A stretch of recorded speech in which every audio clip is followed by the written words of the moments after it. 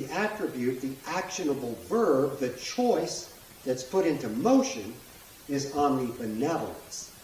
And so our corollary to that, in terms of our cardinal virtue, then is we're going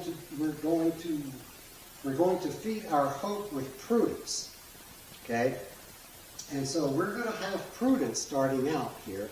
That's going to be, ontological nature is going to be prudence. And of course, as it would play out in terms of beauty, would be temperance, which we'll deal with next time. Well, actually 2 times from now. Okay? And so prudence. Prudence contributes economic goodness, and it fuels peace. That's the directional arrow this way. And when we're going the other way, what happens is desire for recognition, which I would just kind of use as a definition for significance. Desire for recognition fuels pride. So going this way, you're going to fuel your pride. You're going to promote your significance. Because you're prideful, you're going to promote how valuable you are. But you're going to do so at the expense of the economy. So you're going to take from the economy.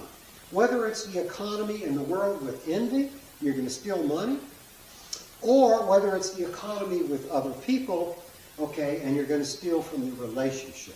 You're going to be slothful. So either way, this direction is going to take from either economy or both economies.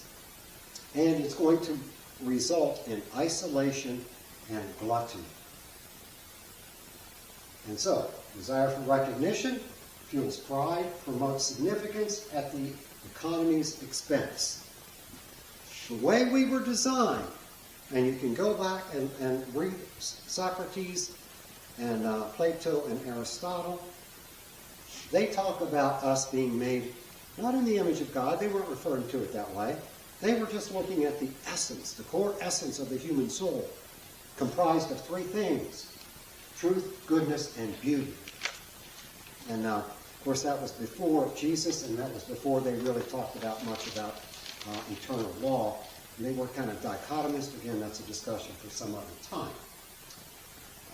And so I believe that just about brings us to the end of this discussion. And I would encourage you to go to my YouTube channel. It's youtube.com/@Keith Kiger. And I am going to post these 4 videos. This is the second of the 2 dealing with their ontological natures. And the thing is it deals with all of the core concepts. And later we will get into the things, we will get into other concepts that we're dealing with on a daily basis. So if we're talking about Islam and Marxism, because whether it's micro or macro, the process is the same. And people don't discuss process much. Part of what is done is we're isolated and we're not allowed to talk, we're not allowed to converse. And like when you look at those things, what's the first thing people want to do when they want to control you is they stop free speech. They shut you up.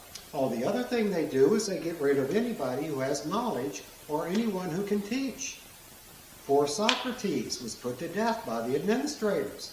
Nobody wanted a good teacher because they couldn't be tyrants with a good teacher around. So, we'll talk about how we're going to correct these things. We're going to talk about the only possibility we have. Yeah, you can save your personal soul, but if you want to make an impact in the world, and we'll be getting to that in 2 videos from now. And as always, I thank you so very much for your time and attention. Yay.